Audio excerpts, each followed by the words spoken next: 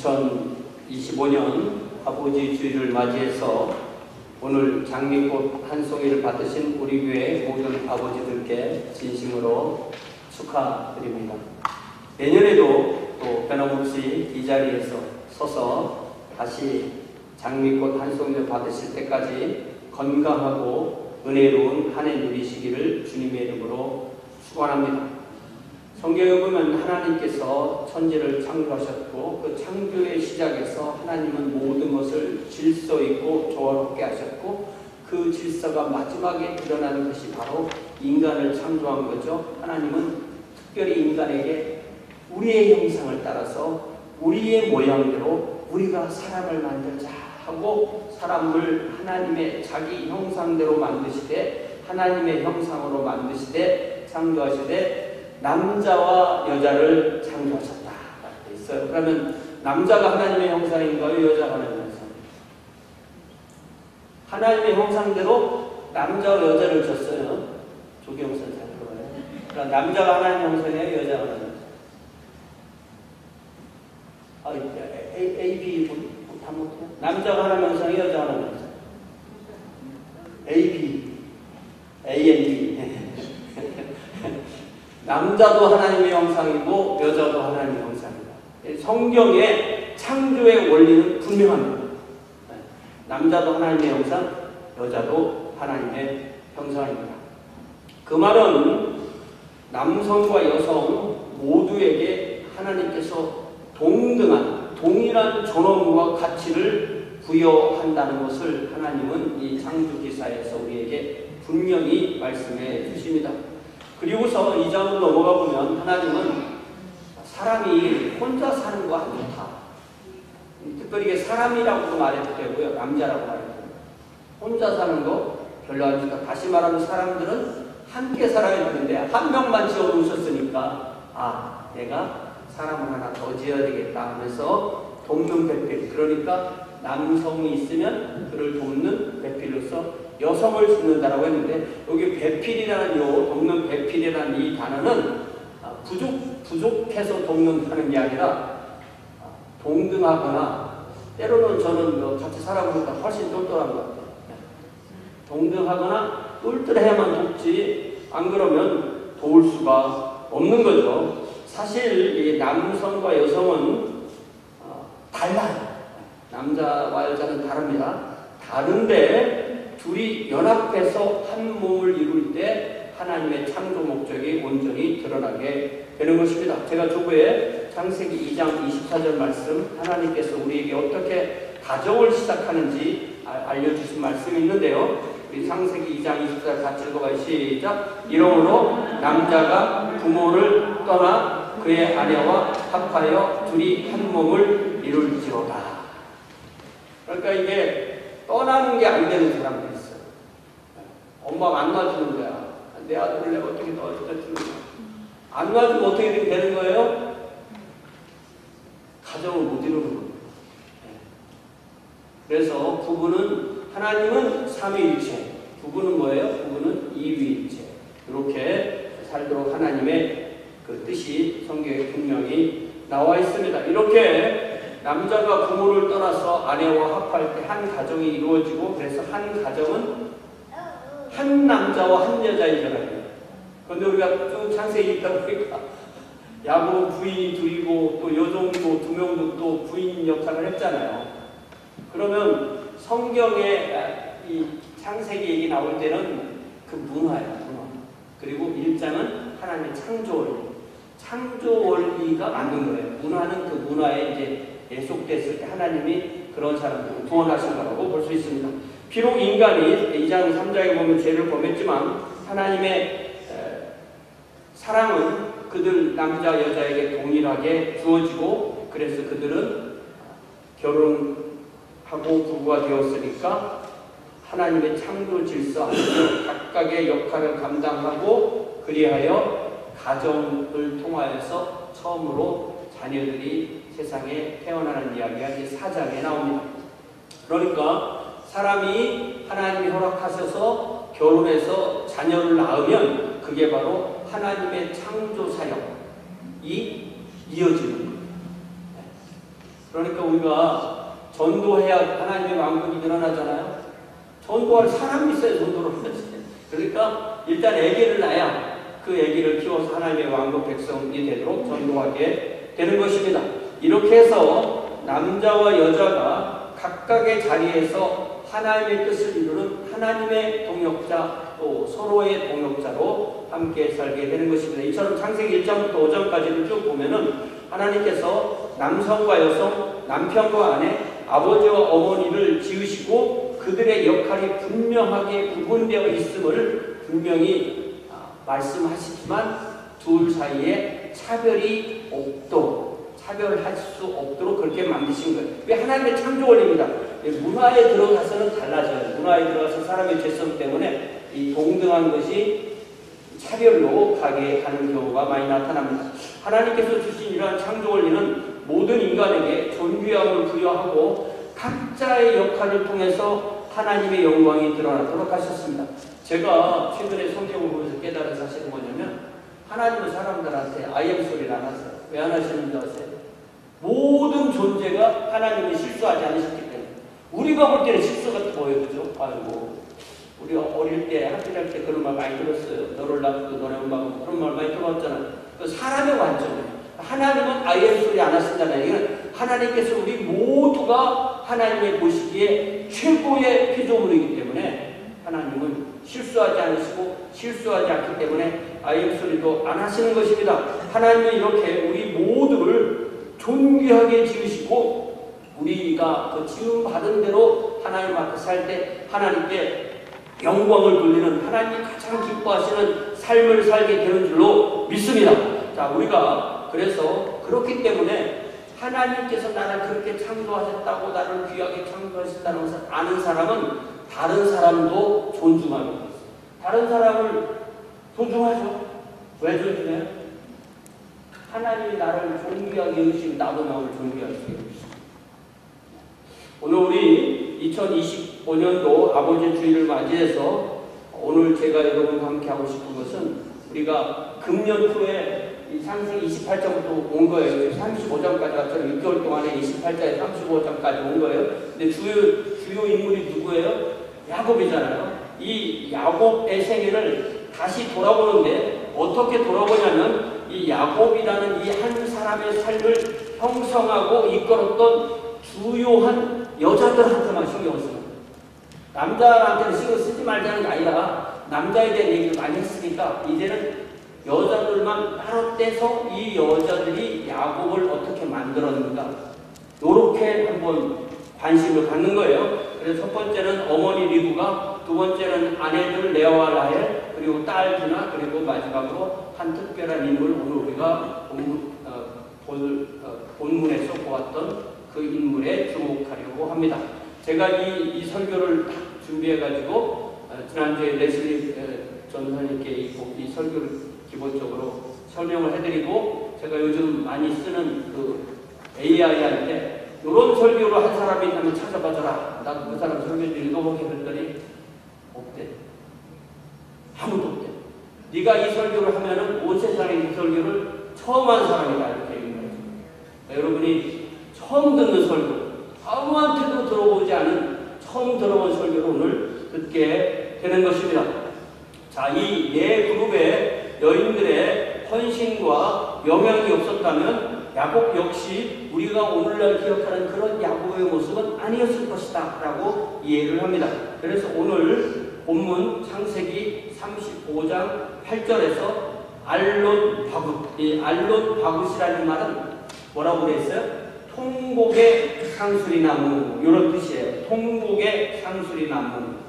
자, 이 구절은 이 야곱이 그동안 사랑하는 어머니를 떠나보내고 좀 있으면 또 아내들도 또 떠나보내고 또 자기를 돌보아주던 어머니의 유모였지만 자기를 돌봐주던 드보라도 떠나보내고 그를 상수리 나무 밑에 묻고 함께 통곡했던 요 시점이 지나면서 또 야곱의 생애를 우리가 보게 되는 것입니다. 자, 이렇게 야곱이라는 이 한 사람의 신앙의 족장에게 영향을 끼쳤던 이 네 그룹의 여인들을 통하여서 우리도 나의 생애에 영향을 끼친 분들이 누구일까를 이 아버지 주일에 어머니를 생각하고 아내를 생각하고 딸을 생각할 수 있는 그런 시간을 갖자는 거예요. 제가 최근에 들은 말인데 잘하는 설교, 잘하는 이 강의는 그 강의 내용, 설교 내용이나 사람이 집중하게 만드는 게 잘한다고 생각했었는데 그런 게 아니라네요. 그 설교나 강의를 듣다가 다른 걸로 이렇게 연상이 돼서 그 사람의 생각이 발전하도록 해주는 게 잘하는 거예요. 그러니까 여러분 설교 들으면서 딴 생각 나는 거를 나 왜 설교 들으면 딴 생각이 나는가 그러지 마시고 그렇게 자연스럽게 딴 생각으로 옮겨가는 게 그게 잘하는 거라네요. 나 몰랐어요. 근데 저만 그렇게 그런 생각을 하랬더니 그게 잘하는 거라면 그러니까 여러분이 지금 제가 미국아에 대한 얘기를 하면 여러분이 자연스럽게 어머니를 생각해 보는 게 그게 자연스럽고 그게 맞는 거죠. 자, 그래서 첫 번째 야곱의 어머니인 리브가에 집중을 해보려고 합니다. 리브가는 하람 땅에서 아버지가 부두엘, 오빠도 있고 그렇죠. 부두엘의 딸로 태어났는데 야곱의 어머니로서 그녀는 그 집안에 태어날 때는 그냥 작은 여자아이로 태어났을 거 아니에요. 그런데 그가 나중에 가서는 이제 한 가정의 며느리가 되고 또 나중에는 아내가 되지만 더 나아가서 하나님의 언약의 족장의 아내가 되는 그런 중요한 인물로 태어날 사람이 이 하람 땅에서 부두엘의 딸로 태어나게 된 것입니다. 그래서 리브가의 탄생은 아브라함 집안의 새로운 신앙의 기보가 이어질 수 있는 길을 여는 그런 여인이 탄생하게 된 것입니다. 그래서 아브라함의 종이 하나님의 인도하심을 따라서 먼 길을 따라서 리브가를 만나서 이삭의 아내로 택하는 그 성경 본문 창세기 24장을 보면 여호와께서 주인 아브라함에게 허락하신 대로 나의 길을 인도하셨으니 내 주인의 동족의 딸을 주인의 아들 이삭에게 아내로 삼게 하셨다고 이 엘리에셀은 고백을 합니다. 이삭과 리브가는 이렇게 아브라함과 나홀 그 두 집안 사이에서 만나서 결혼하게 되는데 사실은 아브라함과 나홀이 이렇게 형제, 친형제였기 때문에 우리 식으로 말하면 이삭과 리브가는 5종 6촌 관계에 해당한다고 합니다. 이때 리브가는 가족과 고향을 떠나서 믿음으로 순종해서 새로운 가정에 들어서게 되는 것입니다. 하나님에서 가나로 온 거죠.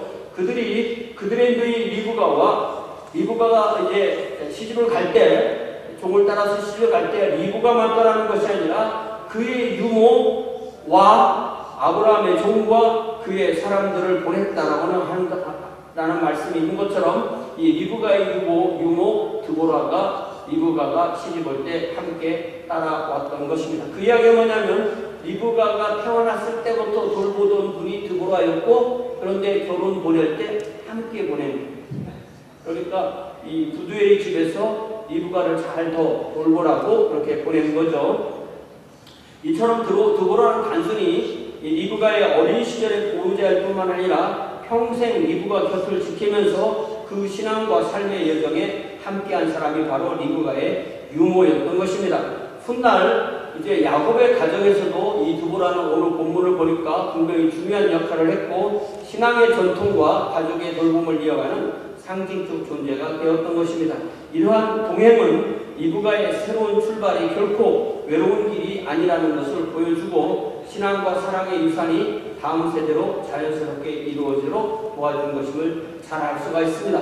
그러니까 우리도 지난 삶을 돌아보면 우리에게 그렇게 나를 가까이 해서 나를 도와준 분들이 있었지 이런 생각이 자연스럽게 드러난다는 것입니다. 결혼을 막상 했지만 세상에 20년 동안 아무런 일이 일어나지 않는 거예요. 20년 동안 기도했습니다. 그 깊은 고통 속에서 이삭과 리브가는 하나님께 계속 기도했고 그래서 창세기 25장 20을 들어보면 이삭이 자기 아내가 임신하지 못함으로 그를 위하여 여호와께 간구하며 여호와께서 그의 간구를 들으셨으므로 그의 아내 리브가가 잉태하였다고 그랬습니다. 20년을 기도했어요. 그래서 이제 애들이 자라면서 쌍둥이가 있고 태동이 심상치 않자 리브가가 이때 하나님께 기도하여서 묻습니다. 이때 하나님께서 말씀하신 그 중요한 말씀이 창세기 25장 23절에 여호와께서 리브가에게 이르시되 두 국민이 네 태중에 있구나 두 민족이 내 복중에서 나누이리라. 이 족속이 저 족속보다 강하겠고 큰 자가 어린 자를 섬기리라. 큰 자가 누구예요? 에서고 작은 자가 야곱이잖아요. 이 말씀이 리브가의 마음속에 깊이 새겨졌고 나중에 이삭이 에서에게 축복을 해주려고 할 때 리브가는 그것을 돌려놓아서 바로 야곱이 축복을 받게 하는 결정적인 순간에 리브가는 이 하나님의 말씀에 순종하게 된 것을 우리는 알 수가 있습니다. 그래서 리브가는 이 하나님의 약속을 기억하면서 야곱이 장자다라는 것을 알았기 때문에 야곱이 장자의 축복을 받도록 적극적으로 아들과 함께 그렇게 움직이게 됩니다. 그녀는 야곱에게 뭐라고 말하냐면 내 아들아 내 목소리를 따라서 내가 내게 명하는 대로 하라 이렇게 말하면서 결단을 내리고 자신이 야곱과 에서를 낳았지만 하나님께서 큰 자가 어린 자를 섬기리라 하는 말씀에 근거해서 야곱이 축복을 받게 하는 것입니다. 이렇게 리브가가 이런 신앙과 결단을 내려서 또 야곱을 향한 그런 깊은 애정을 통해서 그를 하나님의 축복 계승자로 세우게 되는 것입니다. 그러나 그 결과는 무엇입니까? 두 아들을 동시에 이룰 수도 있는 에서가 야곱을 죽이려고 하는 그런 상황이죠. 그래서 에서의 분노로 인해서 야곱의 생명에 위협을 받게 되자 리브가는 아들을 다시 자기 친정집에 보내는, 그러니까 야곱으로 올 때는 외삼촌이죠. 라반에게 보내는 결단을 하게 됩니다. 그러면서 남편에게 보내는 이유를 뭐라고 말하냐면 내가 햇사람의 딸들, 즉 에서의 며느리, 에서의 아내들로 인하여서 말미암아 내 삶이 싫어졌거늘 만일 야곱도 이 땅의 딸들 곧 그들과 같은 햇사람들 딸 중에서 아내를 맞이하면 내 삶이 무슨 재미가 있겠습니까? 라고 하면서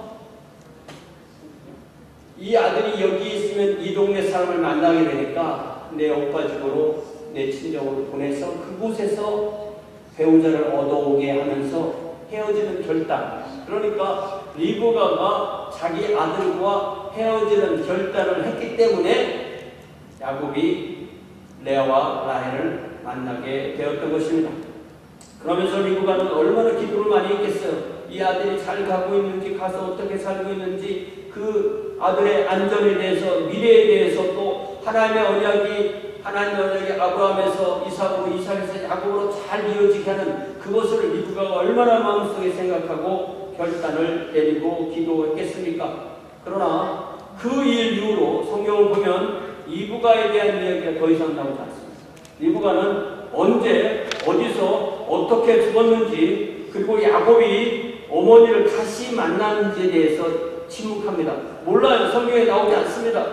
야곱이 외삼촌 라반의 집으로 떠난 이후에 리브가가 아들을 다시 만났다는 기록이 성경에 어디도 나오지 않습니다. 오히려 창세기 35장 8절 오늘 본문에서 리브가의 유모 드보라가 죽었다는 소식만 나오지 리브가의 임종이나 장례에 대해서 아무런 언급이 없습니다.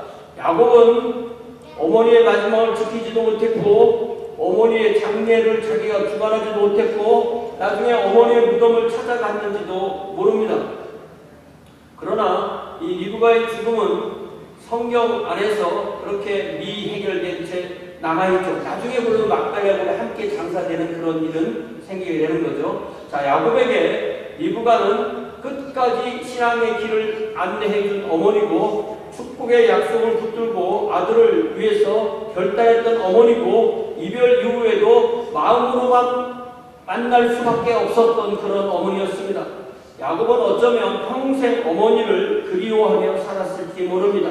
리브가의 마지막은 성경에 기록되어 있지 않지만 그녀의 신앙과 헌신 그리고 야곱을 향한 사랑은 그 아들의 인생과 신앙의 계보에 깊이 새겨져 있게 됩니다. 야곱에게 리브가 어머니의 역할이 그 다음에 어머니가 어떻게 자기에게 있던 유모를 어떻게 아들에게 보냈는지 어머니의 유모였다가 어느 순간에 야곱과 함께 됐던 이 드보라가 어머니의 역할을 하게 되는 것입니다. 야곱은 어머니와의 제의를 이루지 못했지만 그의 곁에는 어머니의 유모 드보라가 남아있고 리브가가 남긴 신앙과 사랑의 흔적을 리브가가 다시 이어주는 역할을 하게 됩니다. 이렇게 우리는 야곱의 어머니 리브가를 생각해 볼 수 있어요. 두 번째는 그의 부인들이죠. 레아와 라헬. 자, 야곱은 외삼촌 라반의 집에서 라헬을 보자마자 사랑에 빠졌어요. 보자마자 사랑에 빠지고 죽을 때까지 사랑했습니다. 죽고 나서도 라헬만 사랑했어요. 이 라헬을 향한 야곱의 사랑은 처음부터 끝까지 전혀 변함이 없습니다.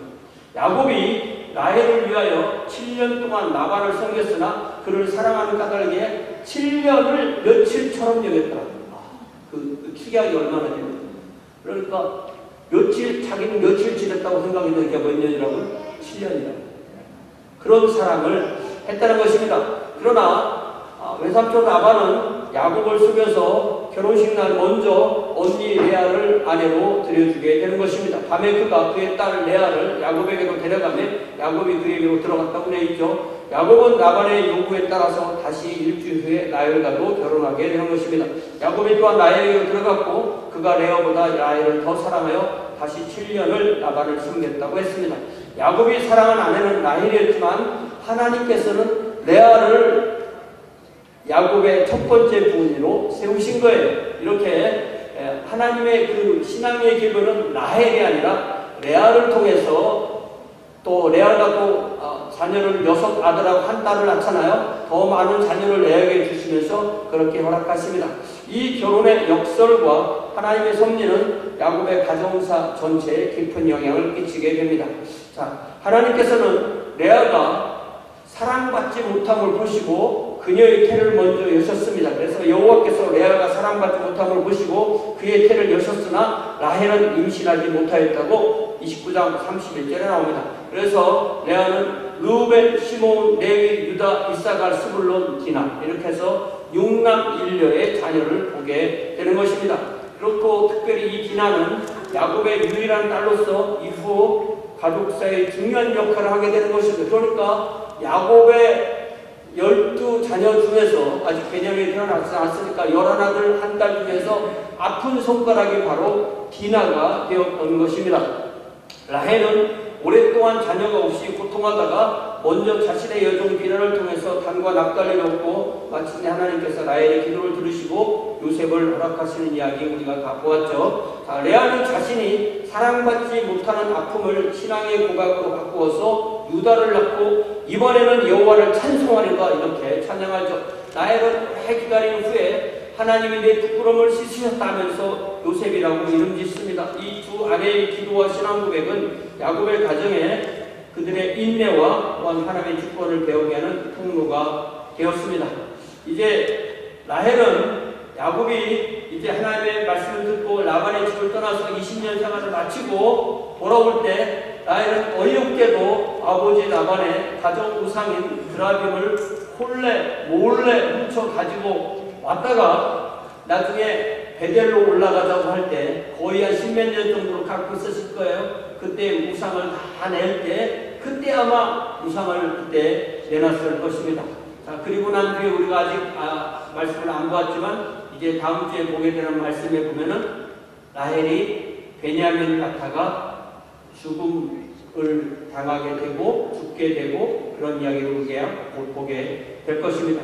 레아 역시 야곱과 함께 계속 살고 결국은 이제 죽고 장사되지만 막벨라굴의 레아가 장사되는 것입니다. 그러니까 야곱이 사랑한 아내는 라헬이고 레아는 사랑받지 못했지만 라헬은 아들을 2 낳고 레아는 6아들 1딸을 낳고 또 길가에 묻히고 또 정식불에 묻히고 우리가 충분히 볼 수가 있는 거죠. 그래서 그 말씀을 우리가 창세기 35장 19절 20절에 보니까 에브라 곧 베들레헴 길에 장사되었고 야곱이 라헬의 묘비를 세웠더니 지금까지 라헬의 묘비가 요 에브라 곧 베들레헴 길에 있다 이렇게 되어 있고요. 야곱은 나중에 창세기 48장 저에 가면 자기가 죽을 때 돼서 나로 말하자면 자기 얘기를 하는 것 같은데 내가 전에 가나안 땅에서 라헬이 죽은 곳 곧 에브라 길에서 그를 장사했다고 자기 아들들에게 얘기해요.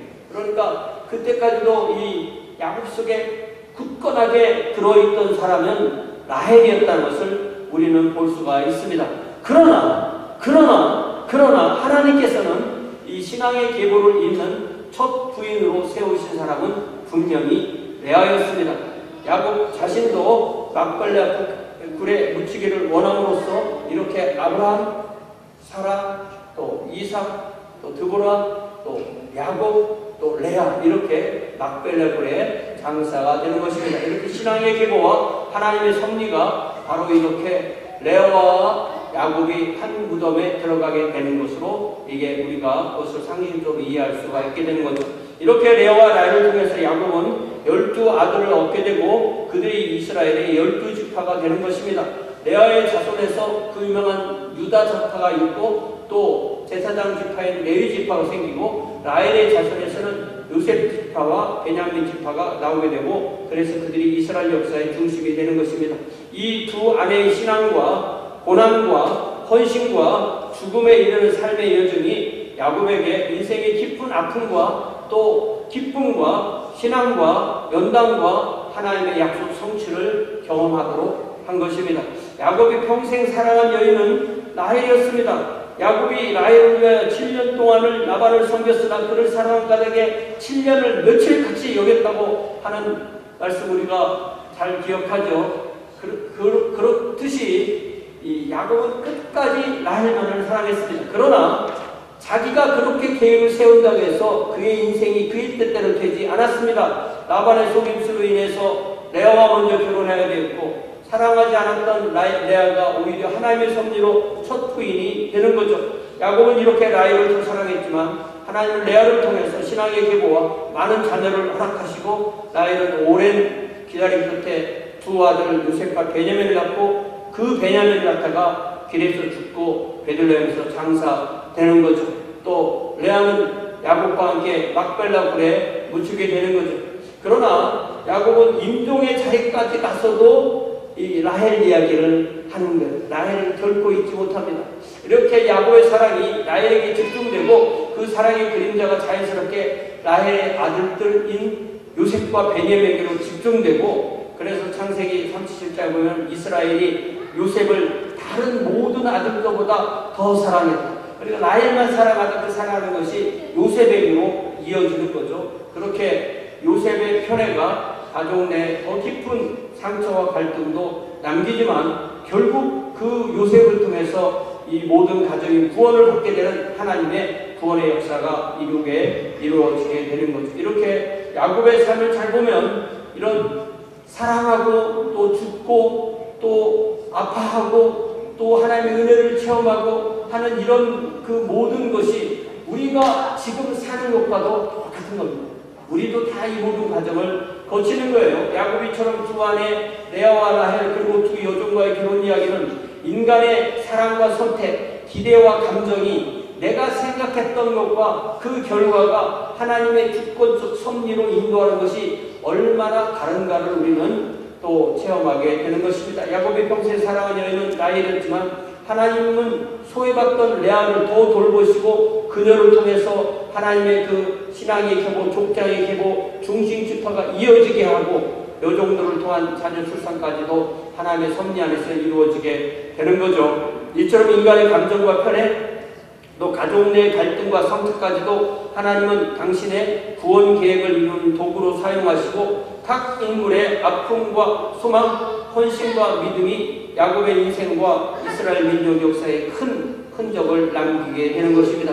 결국 이 가족사에 있는 여러 가지 반전과 아이러니는 우리의 이해와 감정을 뛰어넘어 일하시는 하나님의 신실하신 섭리에 대해서 우리가 인정하고 살라는 그런 신앙의 본질을 다시 깨닫게 되는 것입니다.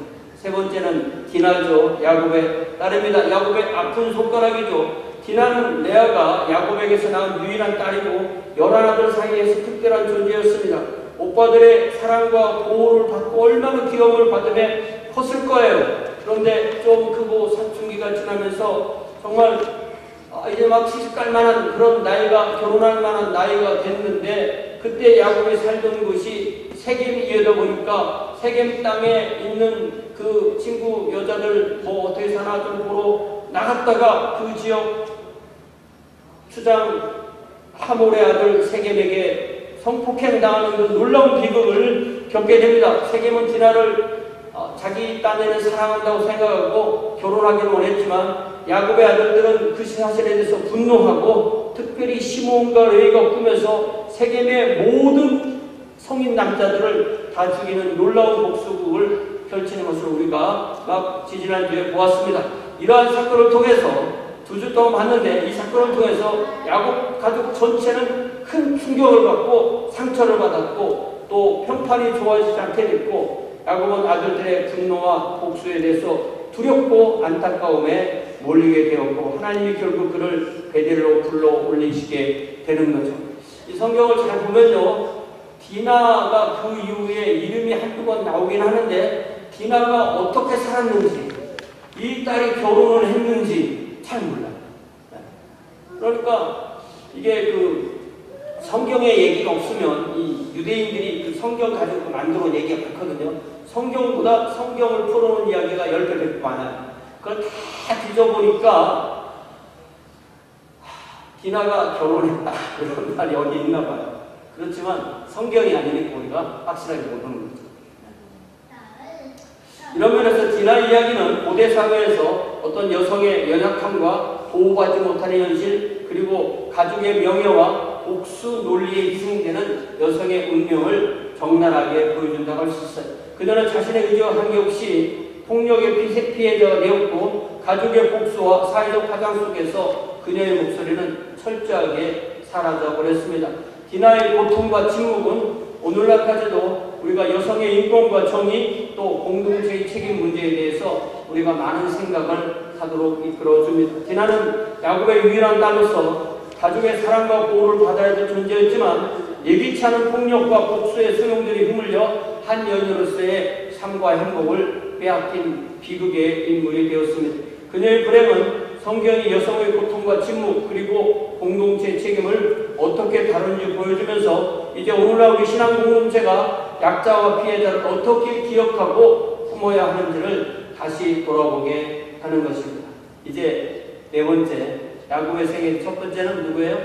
어머니. 두 번째는 누구예요? 아내들. 그리고 세 번째는 딸. 두 번째는 아주 특별한 사람, 우리가 미리 얘기했지만 그 사람의 이름은 드보라이고 이 사람은 원래부터 하란에서 태어났고 드보라가 어릴 때 그녀의 유모였었는데 그렇게까지 우리가 알고 있는 거예요. 그러니까 드보라는 리브가의 유모로 리브가가 어릴 때부터 곁에서 양육을 도왔던 인물이에요. 그래서 유모라는 말은 이게 젖을 직접 먹이는 사람이 될 수도 있지만 어머니가 아이를 기를 때 옆에서 돌보는 사람을 의미할 수도 있는 거예요. 그러니까 양육하고 보호하고 교육을 담당하는 여자 종을 의미하는 것입니다. 그러니까 드보라는 리브가의 성장과 결혼과 가나안 땅으로 이주까지 깊이 늘 리브가의 옆에 있으면서 리브가와 서로 신뢰와 정서적인 유대를 맺는 그런 존재였다는 것을 압니다. 자, 그래서 성경은 우리가 그까지 보면은 이 드보라가 야곱과 에서의 유목까지도 했겠죠.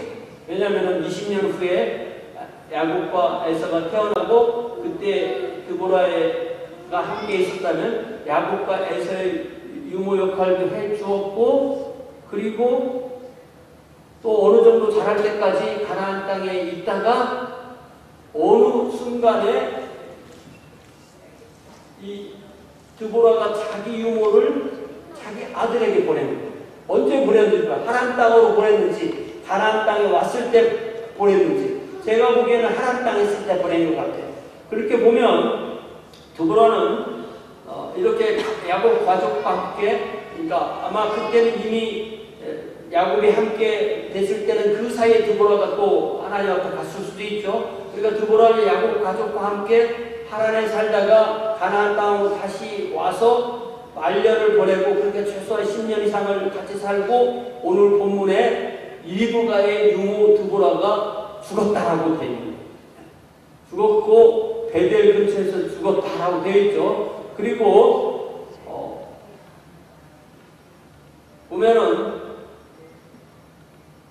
이 드보라를 우리가 정말 생각해보면 처음에는 리브가의 유모였고 야곱의 어린 시절부터 평생을 함께한 여인이었고 또 드보라를 잘 보면 이 드보라가 결혼을 했는지는 모르겠어요. 네. 결혼했겠어요? 안 했겠어요? 모르죠. 그런데 결혼을 안 했을 수도 있는 거예요. 결혼을 안 했다는 것은 자기가 유모로서 처음에 리브가를 돌볼 때 자기의 모든 것을 바쳐서 돌보고 나중에는 또 자기가 돌보던 리브가가 낳은 야곱과 에서를 돌보고 나중에는 또 그 야곱이 컸을 때까지 그 또 야곱을 돌보고 했던 그런 것에 자기 생애를 다 바쳤다는 것입니다. 다시 말하면 그녀는 종의 신분이었지만 가족처럼 리브가와 야곱의 전 생애를 위해서 헌신하였다는 것을 우리는 충분히 생각해 볼 수가 있습니다. 그래서 이 시점에서 그러니까 베델에서 하나님께 예배를 드리고 나오는 이 시점에서 이 드보라가 죽게 된 거예요. 그러면서 그녀를 그곳에 장사하고 그곳 이름을 알론 바굿 이렇게 알론 바굿이라고 이렇게 했는데 이 알론 바굿이라는 이 단어는 이 알론이라는 말이 이제 상수리나무라는 말이고 바굿이라는 말이 통곡인데 이 통곡이 그게 통곡이라고 우리가 알죠. 통곡이 뭔지 알죠. 통곡인데 이게 복수형입니다. 그러니까 통곡들의 상수리나무. 그러니까 우리는 자연스럽게 이 드보라가 죽었을 때 야곱 혼자 오고 나머지 사람들 멀뚱멀뚱 쳐놓은 것이 아니라 그 야곱의 모든 가족들이 이 드보라의 죽음에 함께 목 놓아 울었다는 것입니다.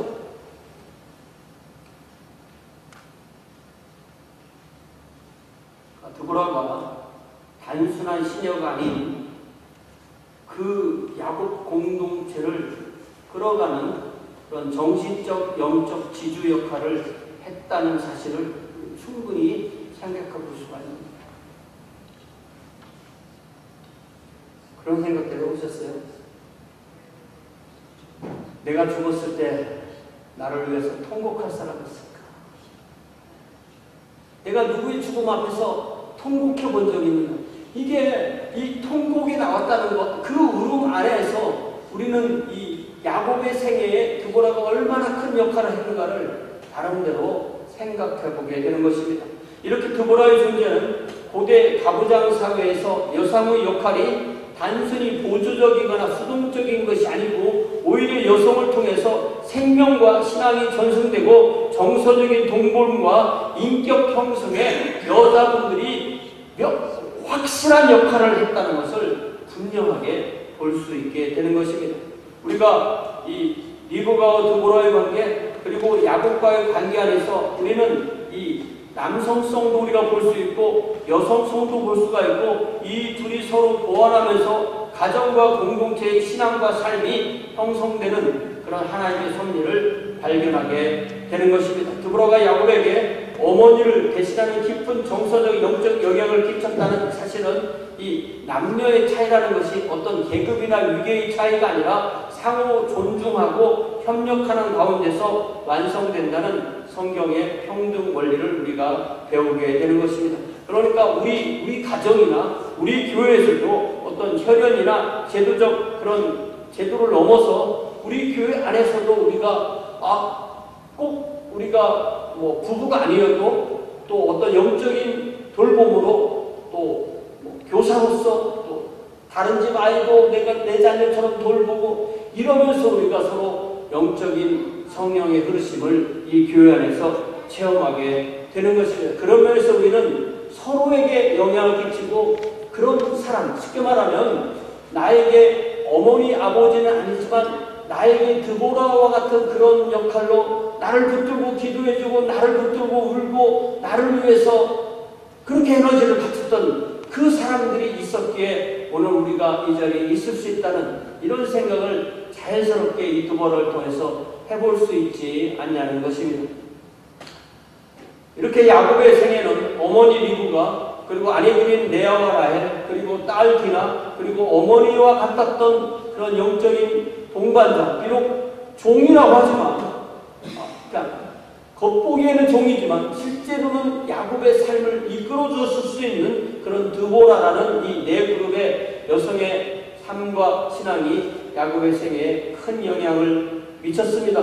그들은 연약한 가운데서도 헌신했고 또한 그들은 아픈 가운데서도 사랑하면서 그 야곱이라는 그 가정의 신앙 공동체를 하나님의 사랑으로 하나님이 세우시는 아버지 야곱으로서 이 야곱이 아들이었다가 남편이 되고 나중에 아버지가 되는 이 야곱의 생애 동안에 이 여인들이 그러한 영적인 역할, 정신적인 역할, 가정적인 역할, 정서적인 역할을 다 해주었다는 것을 우리가 보게 됩니다. 그렇게 되면은 이게 4,000년 전 이야기인데 4,000년 전 이야기인데 오늘날 우리에게 있는 이야기랑 똑같다는 거예요. 우리도 혼자 여기 있는 게 아니에요. 혼자 있는 것 같지만 나를 여기까지 나를 만들어준 사람이 나와 지금 함께 있지 않지만 우리는 그들을 기억하고 그들을 그리워하고 그들을 위해서 기도하고 나도 또 누군가를 만나고 누군가 사랑하고 누군가의 영향을 끼치고 누군가의 삶을 이끌어주는 이 역할을 통해서 하나님의 왕국이 확장되어 나가는 것입니다. 제가 주부에 시편 103편 13절 말씀을 써드렸는데요. 아버지가 자식을 불쌍히 여김같이 하나님께서 자기를 경외하는 자를 불쌍히 여기신다. 영어 성경에 보면 제가 영어 성경도 꼭 써드리니까 뭐라고 써있어요? As a father has compassion on his children, so the Lord has compassion on those who fear him. 이렇게 되어 있어요. 그러니까 하나님의 컴패션, 하나님의 그 조건을 쏟아부어주는 그 사랑이 아버지를 통해서 어머니를 통해서 자녀들에게 흘러가는 것이 무엇과 똑같냐면 하나님이 우리를 사랑하시는 것. 하나님의 사랑과 부모의 사랑은 항상 같이 흘러간다는 사실을 우리가 배운다. 다시 말하면 이 땅에 있는 부모는 하늘에 있는 아버지 하나님의 모델이고 우리가 이 땅의 아버지를 통해서 하나님의 아버지를 배운다는 사실을 알 수가 있습니다. 2025년도 아버지 주일을 맞이해서 하나님께서 우리를 사랑으로 감싸듯이 우리도 우리 가정과 교회 안에서 서로 사랑하고 돌보면서 아버지의 마음을 품으면서 살아갈 수 있기를 주님의 이름으로 축복합니다. 이제 우리 집사님 앉으실 때 다시 한번 하나님 앞에서 부르심을 받은 대로 내가 아버지로 부름받았으면 아버지로, 어머니로 부름받았으면 어머니로 이 한 주간도 그리고 내년에 다시 아버지 주일을 맞이할 때까지 주님과 동행하기로 결단하고 다짐하는 기도를 각자의 목소리로 드립시다. 함께 기도하겠습니다.